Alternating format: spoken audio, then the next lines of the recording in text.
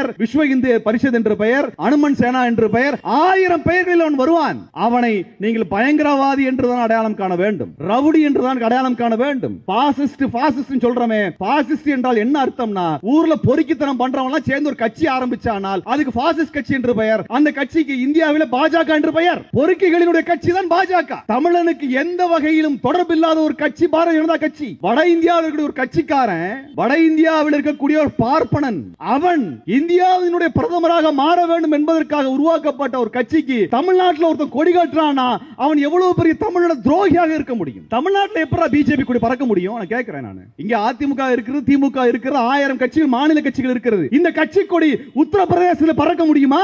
மத்திய பிரதேசத்தில் பறக்க முடியுமா? குஜராத்தில் பறக்க முடியுமா?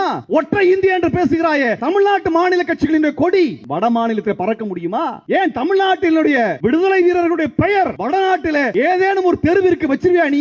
கடந்த சுதந்திர தினத்தினுடைய அந்த ஊர்வலத்தின் பொழுது டெல்லியில் நடக்குது இல்லையா, அந்த ஊர்வலத்தின் பொழுது வஉசியின் படத்தை நீக்கினாய, காரணம் என்ன? வீரமங்கை வேலுநாச்சியாரினுடைய படத்தை அந்த ஊர்வலத்தில் இருந்து நீக்கினாய மோடி அரசு, காரணம் என்ன? அவன் வட இந்தியாக்கார, வட இந்திய நலனை மட்டும் தான் பேசுவான், வட இந்தியாவோட வரலாறை மட்டும் தான் பேசுவான். வெட்கம் கட்ட தமிழன் தான் பிஜேபியில் இருப்பான். இங்க பேங்க்குக்கு போங்க, தமிழ் பேசுறதுக்கு ஆள் இல்ல. ரயில்வேல ஏறுங்க, தமிழ் பேசுறவன் ஆள் இல்ல. இன்கம் டாக்ஸ் ஆபீஸ் போங்க, தமிழ் பேசுறதுக்கு ஆள் இல்ல. இவ்வளவே ஆவடிக்கு போங்க, அங்க இருக்கக்கூடிய அந்த டேங்க் ஃபேக்டரியில தமிழன் கிடையாது. பெல்லுக்கு போங்க, தமிழன் கிடையாது. துப்பாக்கி தொழிற்சாலை தமிழன் கிடையாது. எல்லா இடத்திலும் தமிழ்நாட்டில் இருக்கக்கூடிய நிறுவனத்தில் தமிழனுக்கு வேலை இல்லை என்ற நிலையை உருவாக்கியது மோடி சர்க்கார். அப்படிப்பட்ட சர்க்கார், அந்த கட்சியை சார்ந்தவன் தமிழ்நாட்டில் ஊர்வலம் நடத்தினா வேடிக்கை பார்ப்பது வெட்கக்கேடு. ஒட்டுமொத்த தமிழனும் தடுத்து நிறுத்தி திருப்பி அனுப்ப வேண்டும். எவன் ஊர்ல எவன்டா ஊர்வலம் நடத்துறது? எவன் ஊர்ல எவன் ஊர்வலம் நடத்துறது? 20 லட்சம் பேருக்கு தமிழ்நாட்டில் இருக்கக்கூடியவனுக்கு வேலை வாய்ப்பு இல்லை. என் தமிழ் மாணவனுக்கு அங்கே கல்வி கற்பதற்கு மருத்துவ கல்லூரி இடம் இல்லை.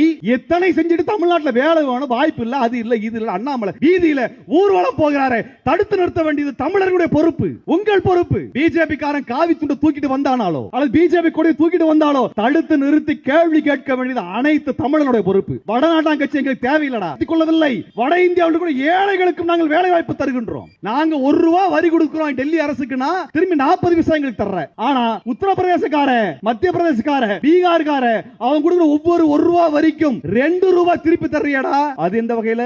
540 பேர் இருக்கக்கூடிய பாராளுமன்றத்தில் ஒட்டுமொத்த தென்னிந்திய மாநிலங்களுடைய பாராளுமன்ற உறுப்பினர்கள் ஒன்றாக சேர்ந்தால் கூட ஒரு சட்டத்தை கொண்டு வர முடியாது. நமக்கு பெரும்பான்மை கிடையாது. 3/2 பங்கு பெரும்பான்மை நமக்கு வர வேண்டும். அப்பொழுதுதான் தமிழர்களுக்கு, தென்னிந்தியர்களுக்கு சாதகமான சட்டங்களை நிறைவேற்ற முடியும். அதற்கு வாய்ப்பு இல்லை பாராளுமன்றத்தில். இன்றைக்கு அல்ல, அன்றைக்கு தந்தை பெரியார் அவர்கள் சொன்னார்கள். வெறும் 129 பாராளுமன்ற உறுப்பினர்களை வைத்து 75 ஆண்டுகள் மல்லு கட்டியாச்சு. இப்ப மோடி சர்க்கார் 129 தொகுதியிலே 33 தொகுதியை குறைக்க போகிறார்கள். 33 தொகுதி குறைக்க போறான். எந்த அடிப்படையில்? 2011 மக்கள் தொகை கணக்கெடுப்பின் அடிப்படையில் 33 தொகுதியை குறைக்க போகிறான். ஆனால் உத்தரப்பிரதேசத்திலும், மத்திய பிரதேசத்திலும், பீகாரிலும் இந்தி பேசுகின்ற மாநிலங்களில் அங்கே தொகுதியை அதிகரிக்க போகிறார்கள். அங்க தொகுதி அதிகரிக்க போறான். புதிய பாராளுமன்ற கட்டடத்திலே வெறும் 540 பாராளுமன்ற உறுப்பினருக்கான இருக்கையை உருவாக்காமல் 800 பேருக்கான இருக்கையை உருவாக்கி இருக்கிறான். புரிஞ்சுக்கோங்க, 800 பேருக்கு இருக்கு. நான் கேக்குறேன், இருக்கிறது 540 பேர்ரா, அப்புறம் 800 பேருக்கு சேர் போட்ட?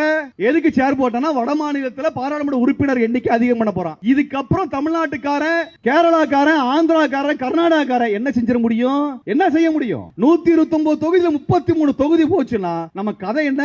நம்ம கதை என்ன? வெறும் 96 தொகுதியை வச்சுக்கிட்டு என்ன பண்ண முடியும்? என்ன புடுங்க முடியும்?